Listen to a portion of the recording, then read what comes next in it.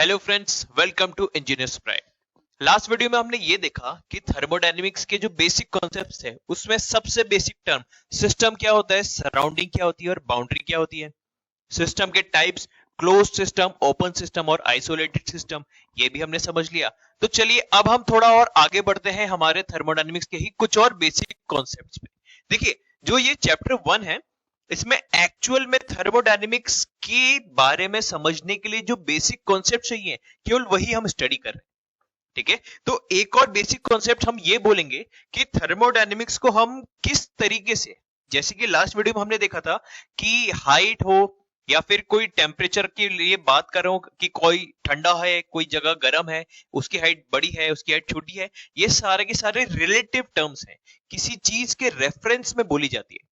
तो वैसे ही अगर हम बात करें थर्मोडायनेमिक्स को किस नजरिए से देख रहे हैं, मतलब आप थर्मोडायनेमिक्स को कैसे आप स्टडी करना चाह रहे हैं, उसके बारे में भी हमारे पास दो थ्योरी हुई।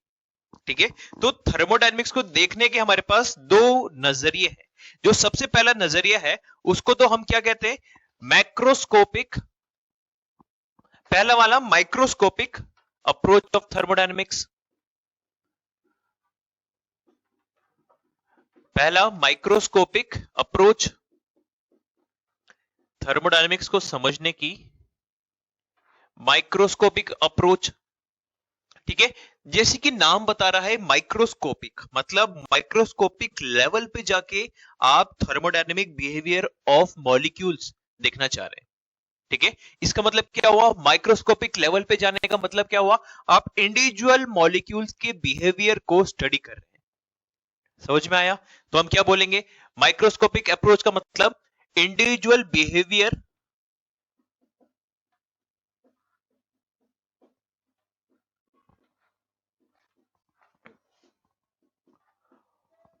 of molecules is taken into consideration.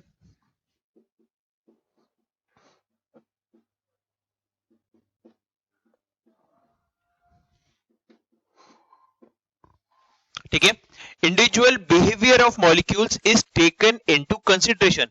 इसका मतलब क्या हुआ, इसका मतलब यह हुआ कि हर एक मॉलिक्यूल के जो भी बिहेवियर होंगे, जो भी चेंजेस होंगे, उस इंडिविजुअल मॉलिक्यूल के बिहेवियर को हम स्टडी करने वाले। थोड़ा थोड़ा समझ में आ रहा है? यस। इसका जो दूसरा टर्म है उससे हमें एक चीज समझ में आ जाएगी, क्या दूसरा टर्म कौन सा, macroscopic view. Macroscopic approach, macroscopic approach क्या हुआ, देखिए जैसे माइक्रोस्कोपिक में हमने इंडिविजुअल बिहेवियर ऑफ मॉलिक्यूल्स को कंसीडर करके उसको स्टडी किया, हम मैक्रोस्कोपिक में इंडिविजुअल मॉलिक्यूल्स नहीं, average number, average behaviour of a group of molecules को हम स्टडी करते हैं। ठीक है,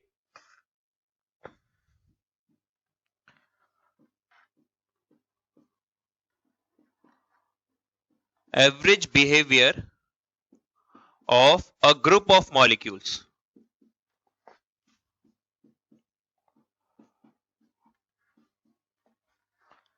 is taken into consideration for our study obviously.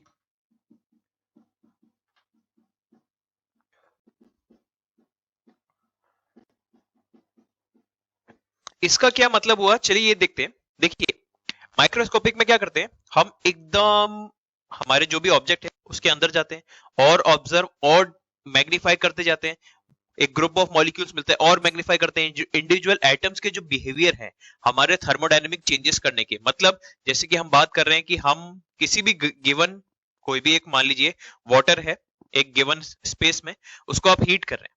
ठीक है, तो हीट करने की वजह से अब आपको स्टडी करने हैं चेंजेस। अब आप कैसे स्टडी करें, अगर मैं बोलूं माइक्रोस्कोपिक अप्रोच या माइक्रोस्कोपिक लेवल पे स्टडी करना, मतलब अब आप मैग्नीफाई करते जाओ करते जाओ करते जाओ, मैग्नीफाई करने के बाद एकदम individual behaviour of individual molecules, हर एक बिहेवियर ऑफ मॉलिक्यूल। ठीक है, मतलब हर एक मॉलिक्यूल का बिहेवियर को आप कंसिडर करके स्टडी करें, उसको हम कहते हैं microscopic approach.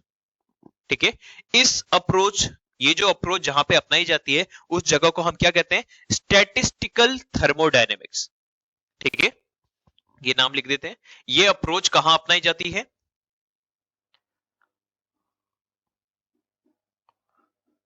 Statistical thermodynamics.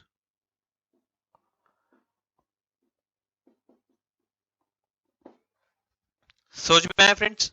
Okay, तो अगर हम बात करें कि किसी भी वाटर को जो हम हीट कर रहे हैं, तो इंडिविजुअल मॉलिक्यूल्स के बिहेवियर को, मतलब इंडिविजुअल मॉलिक्यूल्स में क्या क्या चेंजेस हो रहे हैं, सबको कंसिडर करके अगर हम स्टडी करना चाह रहे हैं, तो वो आएगा हमारा स्टैटिस्टिकल थर्मोडायनेमिक्स, या फिर माइक्रोस्कोपिक अप्रोच, या माइक्रोस्कोपिक स्टडी करिए आपने। ठीक है, वही मैं ये कहता हूं कि आप उसी वाटर को जो हीट करने पे जो चेंजेस स्टडी करने हैं, अब आप माइक्रोस्कोपिक लेवल तक जूम ना करिए, केवल ग्रुप ऑफ मॉलिक्यूल्स का जो बिहेवियर है उसको हम क्या मान लेंगे, average behaviour of the molecules. इसमें आप थोड़ा सा एक अजम्पशन मान लेते हैं कि ये जो इतने ग्रुप ऑफ मॉलिक्यूल्स का जो एवरेज बिहेवियर दिख रहा है, ठीक है, उसी बिहेवियर को हम हमारे इंडिविजुअल मॉलिक्यूल्स के बिहेवियर को यही मान लेते हैं कि इंडिविजुअल मॉलिक्यूल्स का बिहेवियर वही होगा जो एक ग्रुप ऑफ मॉलिक्यूल्स का एवरेज बिहेवियर होगा। समझ में आया? तो इसे हम कहते हैं मैक्रोस्कोपिक। अगर आप ऊपर से देख रहे हैं, बाहर से, तो मैक्रोस्कोपिक अप्रोच करते हैं। एकदम एटॉमिक लेवल पे जाके स्टडी कर रहे हैं तो माइक्रोस्कोपिक अप्रोच कहते हैं। ठीक है, ये जिस थर्मोडायनेमिक्स में स्टडी करी जाती है उसे हम कहते हैं क्लासिकल थर्मोडायनेमिक्स। और ये बेसिक है, हम पहले क्लासिकल थर्मोडायनेमिक्स स्टडी करते हैं। ठीक है, इसका मतलब क्या हुआ, क्लासिकल थर्मोडायनेमिक्स में आप इंडिविजुअल एटम्स के बिहेवियर से आपको मतलब नहीं है, आप एक ग्रुप ऑफ एटम्स का एवरेज बिहेवियर से आपको मतलब है। उसी को हम कहते हैं क्लासिकल थर्मोडायनेमिक्स, या फिर मैक्रोस्कोपिक अप्रोच, या मैक्रोस्कोपिक स्टडी। ये भी हमको समझ में आया? ठीक है, अब क्या करते हैं, देखिए हमने ये तो देख लिया कि थर्मोडायनेमिक्स को हम किस पॉइंट ऑफ व्यू से देख रहे हैं। अब हम चलते हैं थर्मोडायनेमिक्स के अंदर, मतलब अब हम थर्मोडायनेमिक्स के कुछ बेसिक लॉज जहां से हमारी थर्मोडायनेमिक्स गवर्न है उन्हें स्टडी करते हैं, जो हमारा चैप्टर 1 का ही पार्ट होगा। ओके, तो चलिए आप चाहे तो इन्हें पहले लिख लीजिए, फिर हम थोड़ा सा और आगे बढ़ते हैं। जो नोट्स बना रहे हैं वो इन्हें साथ साथ लिखते जाइए। ओके फ्रेंड्स, तो चलिए फ्रेंड्स, आई होप इतना तो आपने लिख लिया होगा, नोट डाउन कर लिया होगा। ओके, तो चलिए अब हम थोड़े और आगे टॉपिक पे चलते हैं। अब हम उन लॉस की बात करते हैं जो हमारे थर्मोडायनेमिक्स चैप्टर में काफी इंपॉर्टेंट है, प्लस हमारे एग्जाम पॉइंट ऑफ व्यू से भी काफी इंपॉर्टेंट है। ये लॉस है बड़े छोटे से, बड़े इजी, लेकिन एग्जाम्स में आजकल काफी ज्यादा पूछ ली जाते हैं ऐसी छोटी छोटी सिली चीजें। नॉर्मली क्या होता है, थर्मोडायनेमिक्स को लोग समझते हैं कि बहुत भारी सा टॉपिक है। ठीक है, टॉपिक बड़ा छोटा सा है, बहुत कंसेप्चुअल है। ठीक है, यहाँ न्यूमेरिकल कोई बहुत ज्यादा भारी नहीं है, लेकिन कंसेप्ट जरूर भारी है। ओके, तो यहाँ क्या होता है, लोग समझते हैं कि इस टाइप के सब्जेक्ट्स में हमें सारी बड़ी बड़ी चीजें समझ में आनी चाहिए, क्योंकि ये सब्जेक्ट आगे बहुत ज्यादा भारी होते जाएगा। जितना ज्यादा आप सब्जेक्ट में आगे डेप्थ में चलते जाएंगे, हमारी सब्जेक्ट की नॉलेज भी बहुत ज्यादा वास्ट होती जाएगी। ठीक है, लेकिन माय डियर फ्रेंड्स, आजकल सब्जेक्ट्स हमारे जो एग्जाम्स में ट्रेंड ऐसा हो गया है कि थर्मोडायनेमिक्स की बड़ी चीजें तो छोड़ो, छोटी चीजें बहुत ज्यादा पूछने लगे। छोटी चीजें मतलब जो बहुत सिली सी चीजें हैं, जो बहुत ऑब्वियस चीजें हैं, जो बच्चों को पता होना ही चाहिए था, ऐसा हम मानते हैं। ओके, तो वो क्या है, इस टाइप की चीज हमारे अभी जैसे बात करने वाले 3 लॉस के बारे में। ये 3 लॉस काफी कॉमन है हमारे थर्मोडायनेमिक्स में, और ये लॉस आपने बीटेक में नहीं, आप लोगों ने स्टडी किए होंगे 11th एंड 12th में। हाँ ये ना, हमारा वहां पे सबसे पहले थर्मोडायनेमिक्स का जो सबसे पहले बेसिक हमने पढ़ा था, वहां पे ये 3 लॉस हमने पढ़े थे। उन्हीं 3 लॉस को अभी हम वापस रिकॉल कर रहे हैं, ताकि आप एग्जाम में अगर कभी भी ये लॉस आ जाए तो इन लॉस के बारे में आप कुछ भी ऑब्जेक्टिव या सब्जेक्टिव क्वेश्चन को लिख सके। ओके फ्रेंड्स, तो चलिए पहले हम बात करते हैं हमारे चार्ल्स लॉ की। इसको हम रब कर देते हैं। आई होप आपने लिख लिया होगा, जिन्होंने नहीं लिखा वो इसे पॉज करके रब लिख लीजिए, फिर हम इसे रब कर देते हैं। तो आइए सबसे पहले हम बात करते हैं अब हमारे चार्ल्स लॉ की।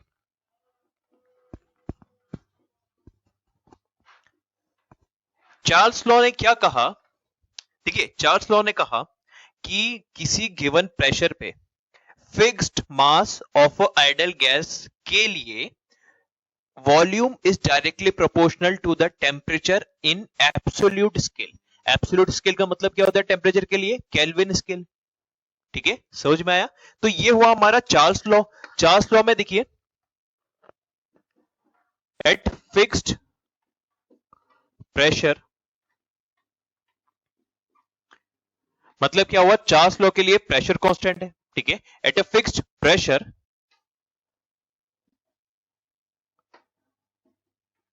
For a given mass of ideal gas, मतलब एक गिवन मास आइडल गैस का अगर ले, air is treated as ideal gas, ठीक है, आइडल गैस क्या होती है उसको हम आगे स्टडी करेंगे, ठीक है, for a given mass of ideal gas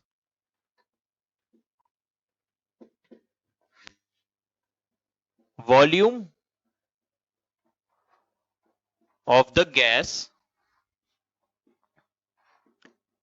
is directly proportional to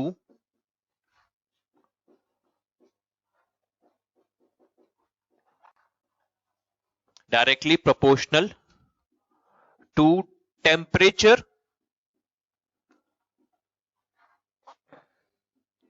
in absolute scale. Absolute scale का मतलब क्या होता है, केल्विन स्केल, ठीक है,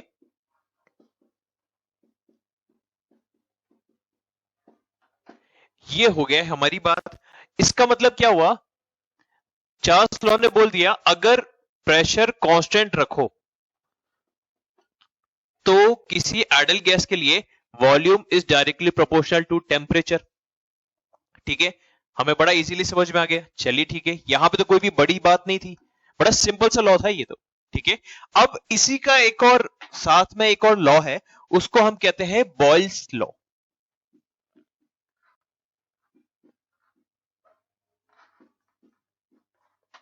अब जैसे कि हमारे चार्ल्स लॉ ने कहा pressure constant eight a fixed pressure, ठीक है, यहां पे फिक्स्ड क्या होगा, प्रेशर नहीं, यहां पे हम रख देंगे टेम्परेचर को फिक्स्ड, मतलब टेम्परेचर कांस्टेंट रखेंगे, ठीक है।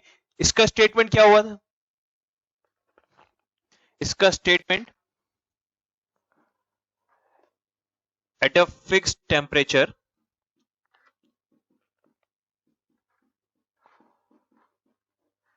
for a given mass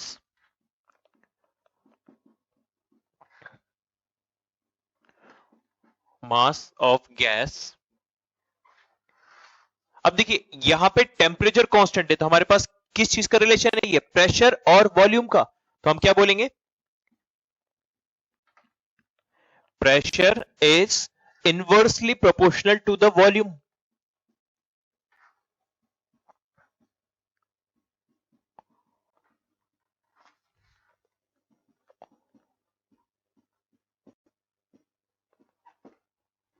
ठीक है, इसका मतलब क्या हुआ, इसने कहा कि अगर टेम्परेचर कांस्टेंट हो तो pressure inversely proportional to volume. इसको ऐसे भी कई जगह पे लिख दिया जाता है कि product of pressure and volume is constant, बात वही है, product of pressure and volume, इनका प्रोडक्ट कांस्टेंट होगा अगर टेम्परेचर कांस्टेंट है तो। ये कहा हमें किसने, बॉयल्स लॉ ने, ठीक है। सिमिलरली एक और लॉ है, इसको हम कहते हैं अवोगाड्रोस लॉ, ठीक है। अब देखिए जैसे चार्ल्स लॉ ने कहा प्रेशर कांस्टेंट है, बॉयल्स लॉ ने कहा टेम्परेचर कांस्टेंट है, मतलब इनकी कंडीशन कब गिवन थी, बॉयल्स लॉ की कंडीशन थी at given constant temperature and mass, यहां चार्ल्स लॉ पे था at given constant pressure and mass. Avogadro में क्या होगा कि कांस्टेंट टेम्परेचर एंड प्रेशर, ठीक है, समझ में आया। इसका स्टेटमेंट अभी बताते हैं, लेकिन इसका जो कंडीशन है at given temperature and pressure at given T and P पे हमारा एवोगाड्रो लॉ डिफाइन होगा, ओके। इसका स्टेटमेंट क्या है, एवोगाड्रो लॉ ने कहा equal volume of gases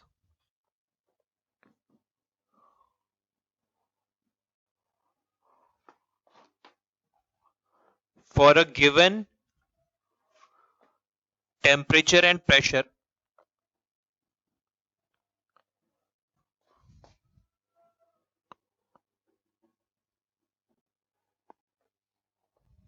equal volume of gases for a given temperature and pressure will have equal number of molecules।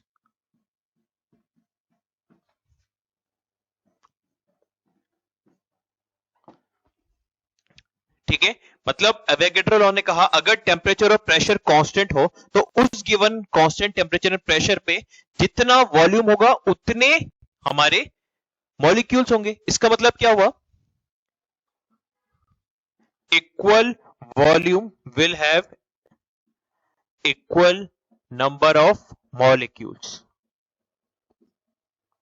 हाँ या ना। अब देखिए क्वेश्चन कैसे पूछे जाते हैं उनको हम जरा देख लेते हैं।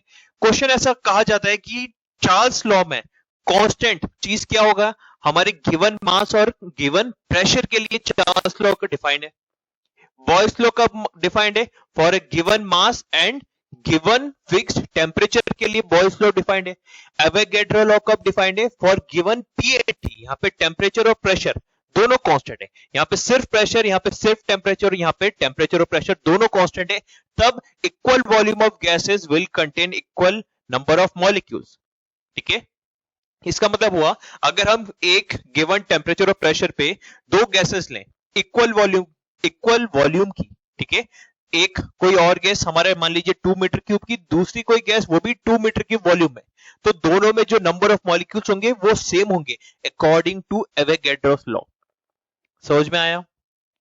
वही बॉयस लॉ क्या कहता है, बॉयस लॉ ने कहा कि अगर किसी गिवन टेम्परेचर में एक गिवन मास के लिए product of pressure and volume हमेशा कांस्टेंट रहेगा, मतलब प्रेशर बढ़ाएंगे तो वॉल्यूम घटेगा, जिस रेट से प्रेशर बढ़ाएंगे उसी रेट से वॉल्यूम घटेगा अगर टेम्परेचर कांस्टेंट है तो। चार्ल्स लॉ ने क्या कहा कि अगर प्रेशर फिक्स्ड है तो जैसे जैसे वॉल्यूम बढ़ेगा उसी रेट से टेम्परेचर भी बढ़ेगा, है ना। या ऐसे कह सकते हैं जैसे जैसे टेम्परेचर बढ़ेगा उसी रेट से वॉल्यूम भी आपका बढ़ते जाएगा अगर प्रेशर फिक्स्ड है for a given mass of gas. समझ में आया। ठीक है, तो इस तरीके के माय डियर फ्रेंड्स क्वेश्चन पूछे जाते हैं। रिलेशन डायरेक्टली नहीं पूछेंगे, आपके मेजॉरिटी एग्जाम्स ऑब्जेक्टिव है। ऑब्जेक्टिव एग्जाम में ज्यादा से ज्यादा एक मैच द फॉलोइंग में लेफ्ट साइड में 3 लॉ दे देंगे आपसे। किस तरीके से,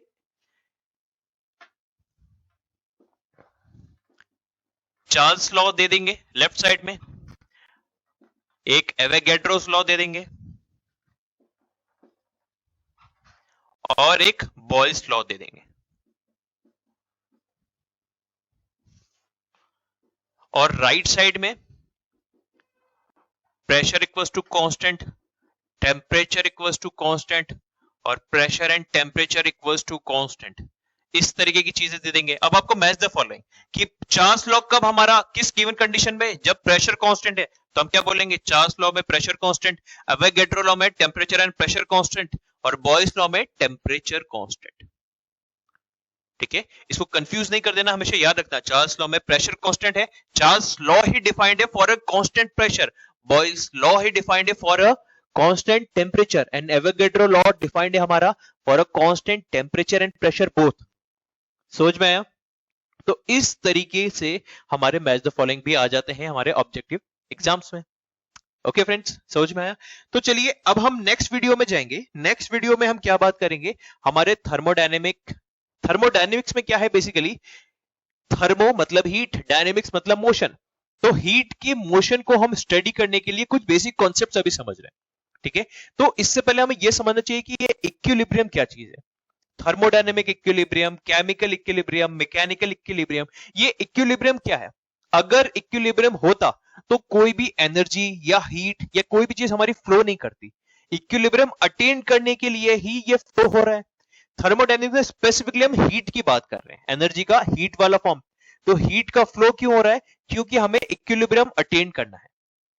ठीक है, तो ये इक्विलिब्रियम क्या है पहले हम ये समझते हैं, बाद में ये पढ़ेंगे कि इक्विलिब्रियम अटेन कैसे करा जाएगा। ठीक है, तो my dear friends next video में हम ये स्टडी करने वाले हैं कि इक्विलिब्रियम क्या चीज है, कितने टाइप की है। ओके, वीडियो अच्छा लगे तो वीडियो लाइक कीजिए, चैनल को सब्सक्राइब कीजिए एंड अपने फ्रेंड्स जो थर्मोडायनेमिक्स में वीक हैं या थर्मोडायनेमिक्स में कुछ पढ़ना चाहते हैं उन्हें भी ये वीडियो शेयर कीजिए। आपके लाइक्स ही हमारे मोटिवेशन है, आप जितने लाइक्स करते हैं हम उतने मोटिवेट होते हैं और अच्छे और प्रोडक्टिव वीडियोस बनाने के लिए। तो ओके फ्रेंड्स, आई होप आप सबको ये चीज समझ में आ रही है अभी के कॉन्सेप्ट। अगर कोई भी डाउट हो तो आप कमेंट करके अपने डाउट्स क्लियर कर सकते हैं। Okay, thank you and have a nice day.